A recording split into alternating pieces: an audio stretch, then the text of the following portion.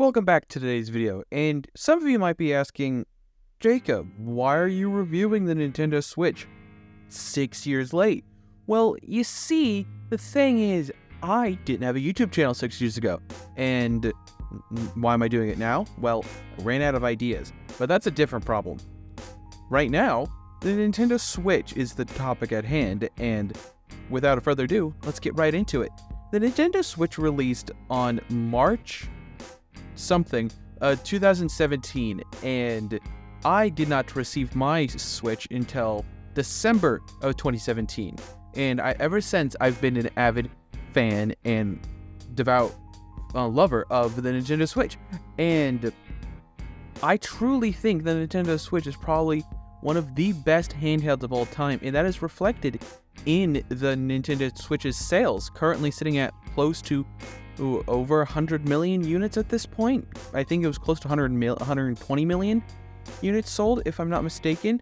Quickly approaching the PS2 for most sold console of all time. I think it's 6 mil short, which I don't think it will hit before the Switch 2 comes out, unfortunately. But let's hope Nintendo can sell an extra 6 mil before that comes out. And I think there's no better time than now to review the Switch. I've been using the darn thing for coming on 6 years. So I think there's no better time to make a review of a console than when you're reaching the end of its life. Truly, you've done literally everything you could with the device. And I think it's also one of the better times to buy a Nintendo Switch. There's so many sales going on right this time of year. There's so many game bundles. Games are on sale, accessories, everything. It's the perfect time to get yourself kitted out with the ultimate Nintendo Switch setup.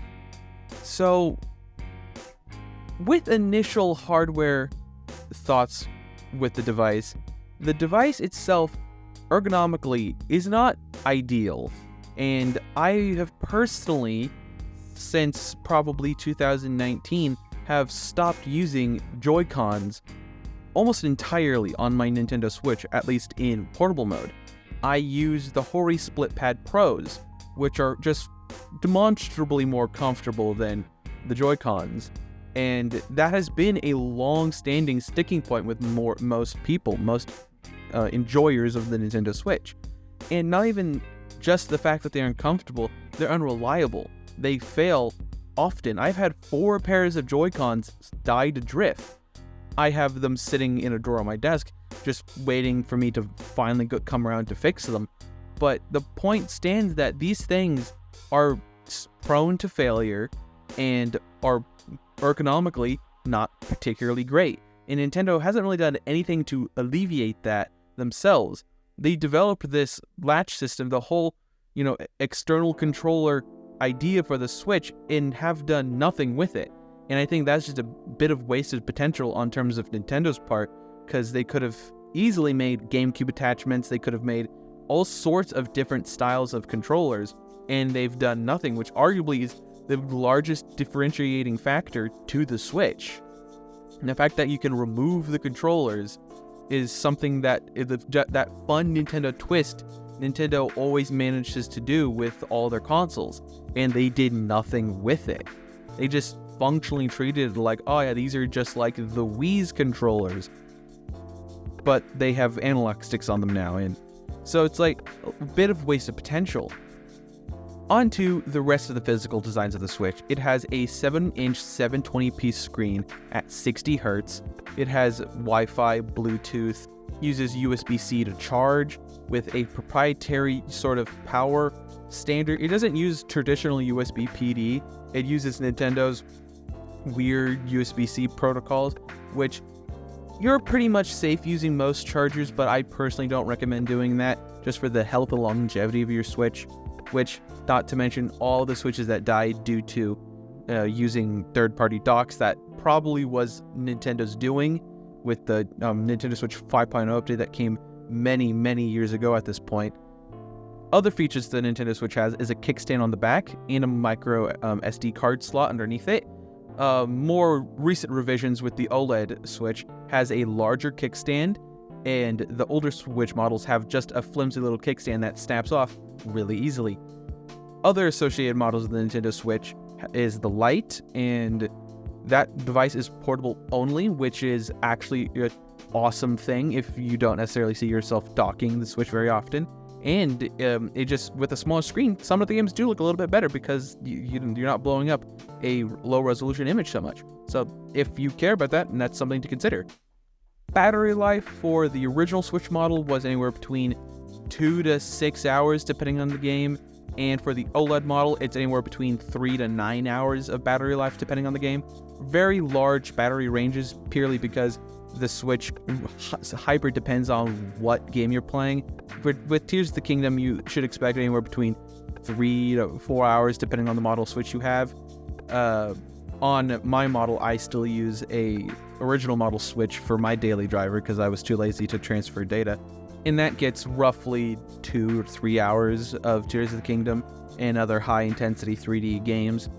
On to the game library.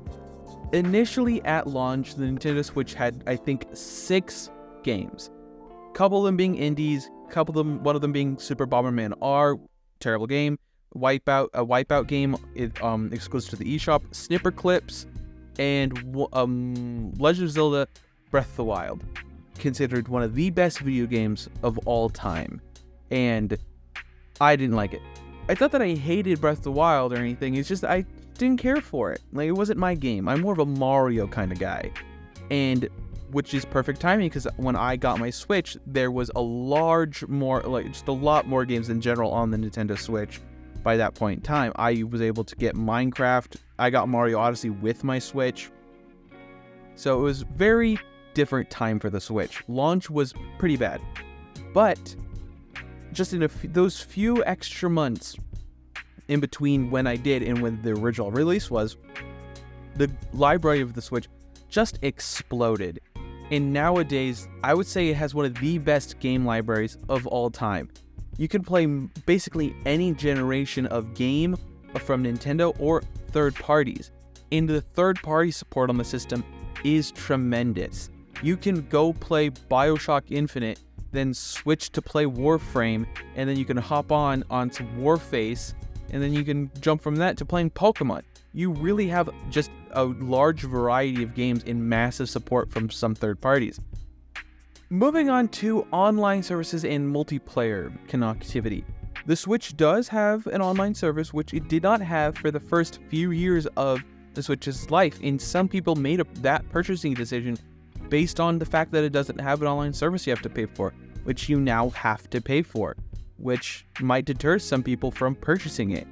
And if I'm being honest, Nintendo's online service, while not being the connectivity of it not necessarily being particularly good, does offer the best value. It's roughly $3 to $4 a month for a normal plan, and that grants you access to just a large library of retro Nintendo games on top of that, and exclusive deals, which might not be important to some of you, but it is a great way to play retro games on the Nintendo Switch.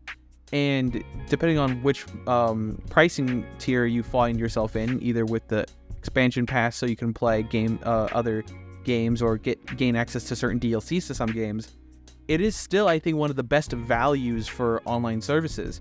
Xbox Live is like $60 a year, I think, still, and PSN is about the same, and that does not include Game Pass or PS Live, whatever the hell PlayStation's cloud gaming services, and that doesn't include either of those in their base model of their subscription services. You have to buy either a separate subscription or only buy the cloud streaming option, and that is kind of dumb. Nintendo, while it doesn't necessarily have any cloud streaming, does offer a huge library of retro games that simply these other consoles don't have, and I think that is something to take into consideration when you're looking at the console.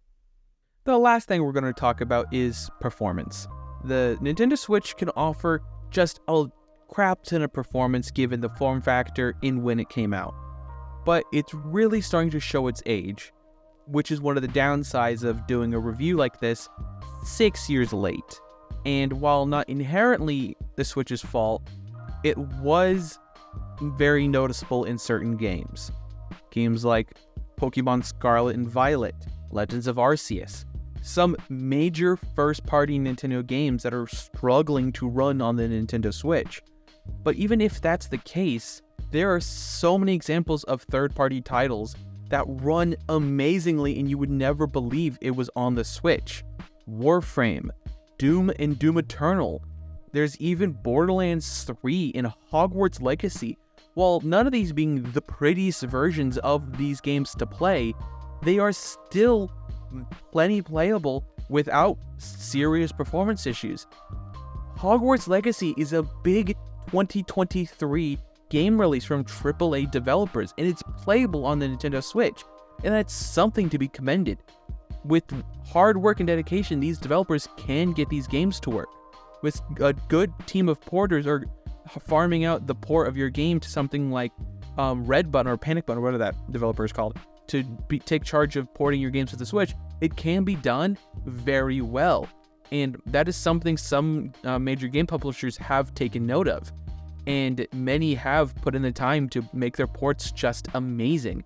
And then you have some that are really bad, like the GTA trilogy. That was awful for some reason. The last thing we're going to talk about is value. The Nintendo Switch currently can be still bought for that original $300 price point. You can get the Switch Lite for $200, and you can get the Switch OLED for $350.